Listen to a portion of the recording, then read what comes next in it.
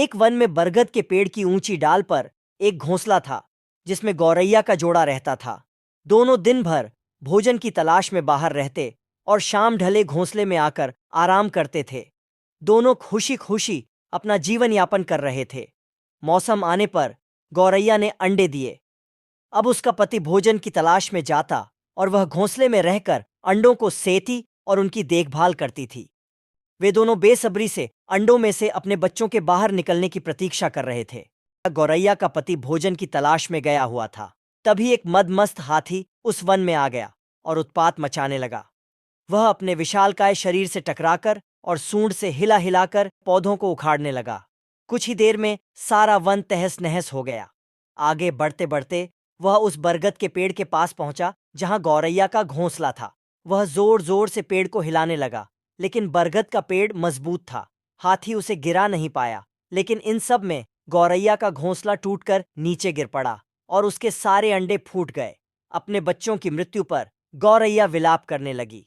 जब उसका पति वापस लौटा तो गौरैया ने रोते रोते उसे हाथी की करतूत के बारे में बताया। वह भी बहुत दुखी हुआ। दोनों प्रतिशोध की आग में जल रहे थे और हाथी को सबक सिखाना चाहते थे, लेकिन हाथी जैसे विशालकाय जीव के सामने उन जैसे निरीह प्राणियों का क्या बस चलता। उन्हें अपने मित्र वुडपेकर की याद आई और वे उसकी सहायता लेने का पहुंच गए। वुडपेकर के दो मित्र थे, मधुमक्खी और मेंढक। वे दोनों भी गौरैया के जोड़ा की सहायता को तैयार हो गए। सबने मिलकर योजना बनाई और हाथी को सबक सिखाने निकल पड़ा। पूरे वन को तहस नहस करने के बाद हाथी एक स्थान पर आराम कर रहा था। उसे देख योजना अनुसार मधुमक्खी ने उसके कानों में अपनी स्वलहरी छेड़ दी। हाथी स्वर लहरी में डूबने लगा ही था कि वुडपेकर ने उसकी दोनों आंखें फोड़ दी। हाथी दर्द से चीख उठा। इधर हाथी के अंधे होते ही कुछ दूरी पर मेंढक टर टर करने लगा। मेंढक के टर्राने की आवाज सुनकर हाथी ने सोचा कि अवश्य ही कुछ दूरी पर तालाब है। वह मेंढक की आवाज की दिशा में बढ़ने लगा। योजना अनुसार मेंढक एक दलदल के किनारे बैठा टर्रा रहा था। हाथी तालाब समझकर दलदल में जा घुसा और फंस गया। दलदल से निकलने का भरसक प्रयास करने के बाद भी वह सफल न हो सका और उसमें धंसता चला गया। कुछ ही देर में वह दलदल में समा गया और मर गया। इस तरह जैसे गौरैया ने अपने मित्रों की सहायता से हाथी से अपने बच्चों की मौत का प्रतिशोध ले लिया। इस कहानी से हमें ये सीख मिलती है, एकजुटता में बड़ी शक्ति होती है। एकजुट होकर कार्य करने पर कमजोर से कमजोर व्यक्ति भी बड़ा से बड़ा कार्य संपन्न कर सकता है। एक नगर में एक कुत्ता अपने साथियों के साथ रहता था। उसका नाम चित्रांग था। सभी कुत्तों का जीवन प्रेम भाव से रहते हुए सुख शांति से व्यतीत हो रहा था। किंतु एक बार उस नगर में अकाल पड़ गया। खेत खलिहान सूख गए। अनाज की कमी हो गई। मनुष्य सहित जीव जंतु भूख प्यास से मरने लगे।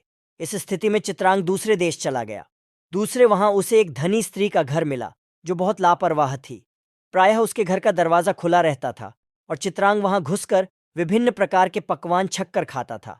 भोजन की उसे वहां कोई समस्या नहीं थी, किंतु जब भी वह भोजन करके उस घर से बाहर निकलता तो गली के अन्य कुत्ते ईर्ष्यावश उस पर हमला कर देते और अपने नुकीले दांतों के वार से उसे घायल कर देते।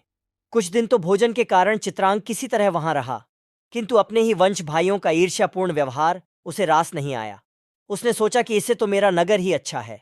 वहां अकाल अवश्य है, किंतु यहाँ की तरह कोई अपने वंश भाई को काट खाने को तो नहीं डोरता। मैं तो अपने नगर वापस जा रहा हूँ। वह अपने नगर लौट आया। उसके आने की सूचना मिलते ही उसके भाई बंधु उससे मिलने पहुंच गए। वे सभी विदेश के बारे में जानने को उत्सुक थे। वे पूछने लगे, भाई, हम सभी जानना चाहते हैं कि वह स्थान कैसा था, वहां के लोग कैसे थे, उनका व्यवहार कैसा है, कैसा भोजन तुम वहां खाते थे, हमें पूरी बात विस्तार से बताओ। चित्रांग बोला, बंधुओं, उस नगर के बारे में तुम्हें क्या बताऊं। वहां स्त्रियां बहुत लापरवाह होती हैं, अपने घर के दरवाजे खुले छोड़ देती हैं, जिससे वहां आसानी से भोजन करने का अवसर मिल जाता है। किंतु वहां अपने वंश के लोग ही एक दूसरे के विरोधी हैं। वहां कोई मिलजुल कर नहीं रहता, इसलिए मैं वापस आ गया। इस कहानी से हमें ये सीख मिलती है, स्थान वही अच्छा जहां लोग मिलजुल कर प्रेम से रहें। ये एक आलसी चूहा की कहानी है। एक जंगल में बहुत से जानवर रहते थे। उन्हीं में से एक चूहा था जो बहुत आलसी था और दिन भर अपने ही काम में लगा रहता था, जबकि बाकी के चूहे सारा दिन उछल कूद करते रहते थे। जब भी आलसी चूहा कहीं बैठा होता तो उसे कोई न कोई जानवर परेशान करता। सभी उसके आलसी स्वभाव का बहुत मजाक उड़ाते थे। आलसी चूहा सारा दिन सभी से छुपता फिरता था। उसके साथ कोई अच्छा व्यवहार नहीं करते थे। इसी वजह से उसे किसी के साथ रहना पसंद नहीं था। एक दिन चूहों की दौड़ प्रतियोगिता आयोजित की जाती है, जिसमें तरह तरह की चूहे हिस्सा लेने पहुंचते हैं। आलसी चूहा किनारे बैठकर यह सब देख रहा होता है।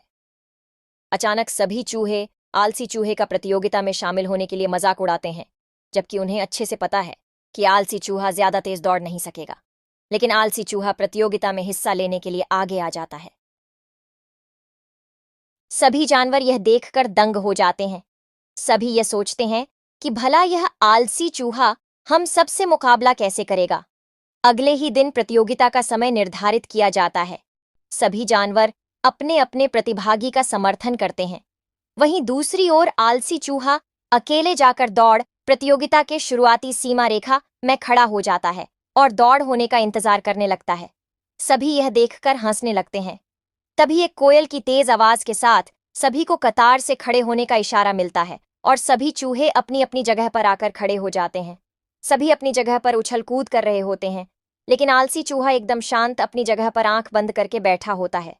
कोयल की दूसरी आवाज सुनते ही सभी चूहे भागना शुरू कर देते हैं और आलसी चूहा भी धीरे धीरे दौड़ में आगे बढ़ता है।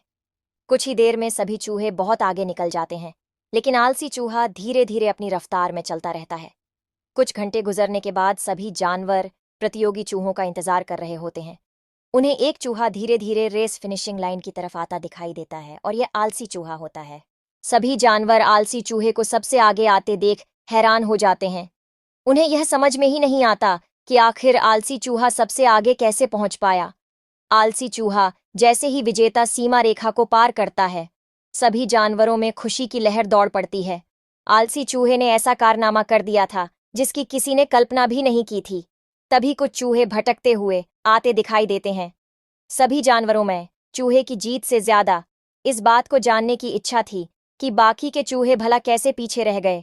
जैसे ही बाकी के प्रतिभागी यहाँ पहुंचते हैं तो पता चलता है सभी की हार का कारण उनकी भूख होती है।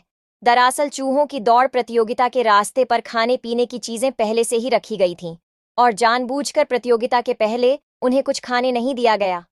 और जैसे ही दौड़ शुरू हुई, सभी चूहे खाने के पीछे भटक गए। लेकिन आलसी चूहा धीरे धीरे अपने रास्ते पर आगे बढ़ता रहा और अंत में वह जीत गया। सभी जानवर आलसी चूहे की जीत से बहुत प्रसन्न हुए और सभी जानवरों ने आलसी चूहे को विशेष चूहे का दर्जा दिया। सभी से प्रेम और सम्मान पाकर आलसी चूहा पहली बार बेहद खुश हुआ और वह उछल कूद करने लगा। उसकी खुशी का कोई ठिकाना ही नहीं था।